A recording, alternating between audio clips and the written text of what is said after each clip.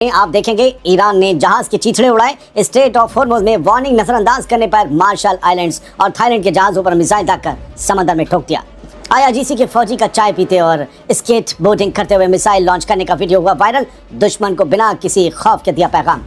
Kuwait के बंदरगाह पर बढ़ा ड्रोन हमला। शुवैक और मुबारक अल कबीर पोर्ट्स पर जबरदस्त धमाके। सप्लाई लाइन हिल गई और मुल्क में इमरजेंसी लागू। अल-अक्सा मस्जिद पर पाबंदी जारी। इसराइल ने ईरान जंग का बहाना बनाकर लगातार चौथे जुमे को नमाज पर रोक लगाई। लोगों ने सड़कों पर अदा की नमाज। शुरुआत करते हैं इस शो की। ईरान ने जहाज के चीथड़े उड़ा दिए हैं। ईरान ने स्ट्रेट ऑफ हॉर्मुज़ में बिना इजाज़त दाखिल होने की कोशिश करने वाले मार्शल आइलैंड्स और थाईलैंड के जहाज़ों पर मिसाइल दागकर उन्हें समंदर के बीचों बीच ठोक दिया। तस्वीरें देखिए। 27 मार्च 2026 को आई हैं ये तस्वीरें शाम में। जहाज चीथड़ों में बदल गया है। ताज़ा और नहायत ही सनसनीखेज रिपोर्ट के मुताबिक ईरान के रिवोल्यूशनरी गार्ड्स कॉर्प्स यानी आईआरजीसी ने इन कंटेनर जहाज़ों पर उस वक्त हमला किया जब वो ईरान की वार्निंग को नज़रअंदाज करके इस स्ट्रेटेजिक रास्ते से गुजर रहे थे। खबर के मुताबिक मार्शल आइलैंड्स के झंडे वाले जहाज़ का हाल इतना बुरा है कि उसके ऊपर रखे कंटेनर्स और बाकी सामान के चीथड़े उड़कर समंदर में बिखर चुके हैं। तस्वीरें देख रहे होंगे आप, बार बार देखते रहिए। साफ देखा जा सकता है कि जहाज़ का इंजन रूम आग की लपटों में घिरा है। पूरे जहाज़ से आग का और धुएं का काला गुबार निकल रहा है। लग रहा है कि जहाज़ किसी भी वक्त समंदर की गहराइयों में गर्क हो सकता है। हम लगातार आपको ये विजुअल्स दिखा रहे हैं ताकि आप बार बार देख सकें कि क्या हुआ है जहाज़ के साथ। ईरान के रेवोल्यूशनरी गार्ड्स कॉर्प्स ने कहा है कि समुद्री सरहदों की हिफाजत के लिए वो किसी भी हद तक जाएंगे। उन्होंने ऐलान किया है कि बिना परमिशन वाली हर कोशिश को इसी तरह सख्ती से कुचल दिया जाएगा।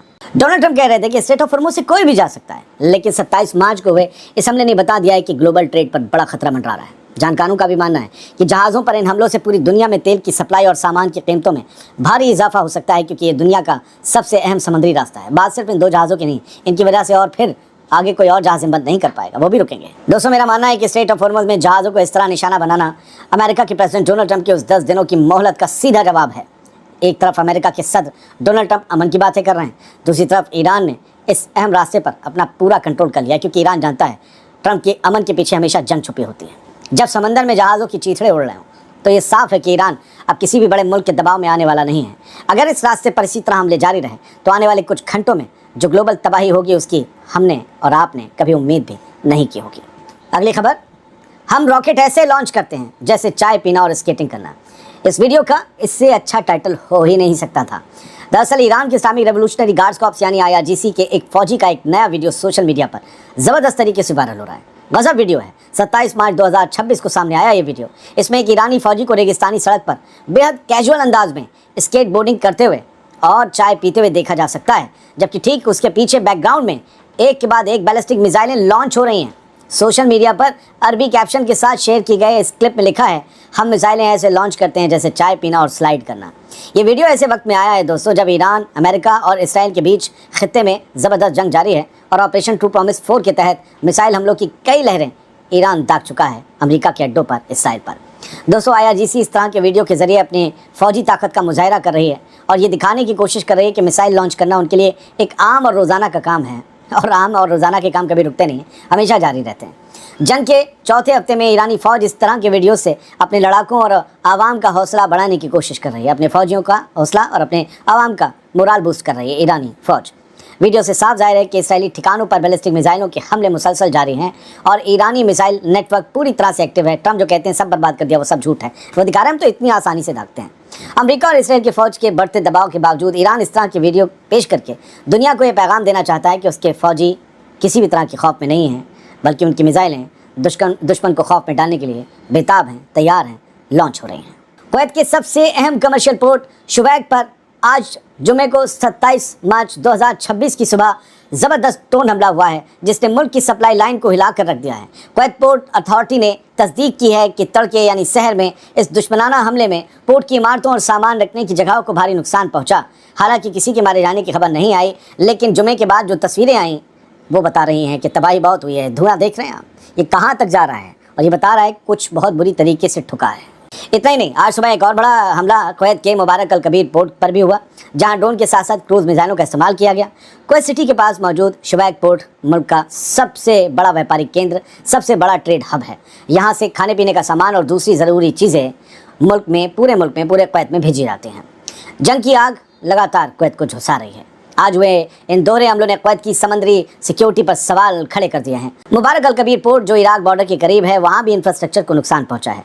कुवैत के नेशनल गार्ड्स ने दावा किया है कि उन्होंने अहम ठिकानों की तरफ बढ़ रहे 2 ड्रोन्स को मार गिराया।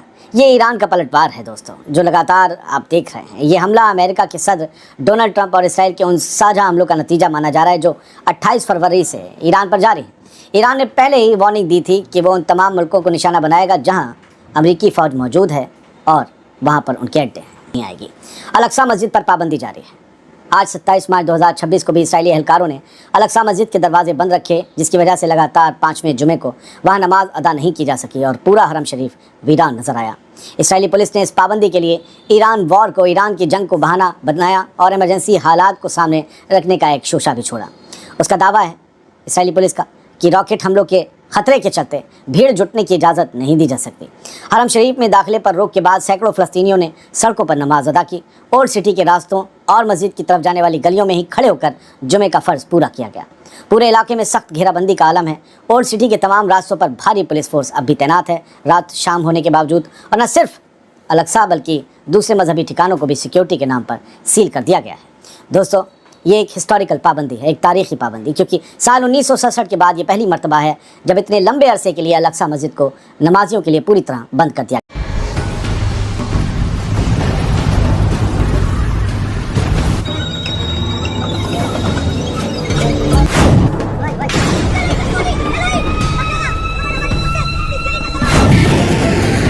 दोस्तों, जंग की कुछ तस्वीरें ऐसी निकल के सामने आती हैं जिसमें दुश्मन देश का भविष्य नजर आता है। कुछ तस्वीरें इस तरीके की भी दिख रही हैं। आज के इस वीडियो में मैं आपको 2-4 बड़े घटनाक्रम के बारे में जानकारी दूंगा।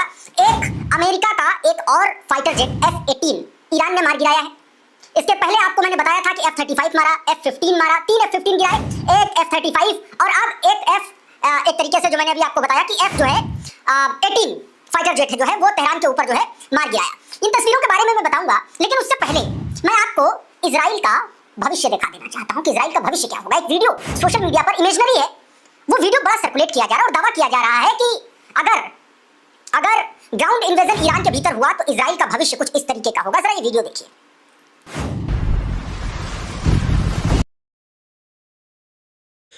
दोस्तों, इतनी मेहनत से आपके लिए इंफॉर्मेशन पेश कर रहा हूं। आपसे रिक्वेस्ट है, अपील है कि हमारे चैनल को सब्सक्राइब ज़रूर करें और अपने दोस्तों में शेयर भी करें।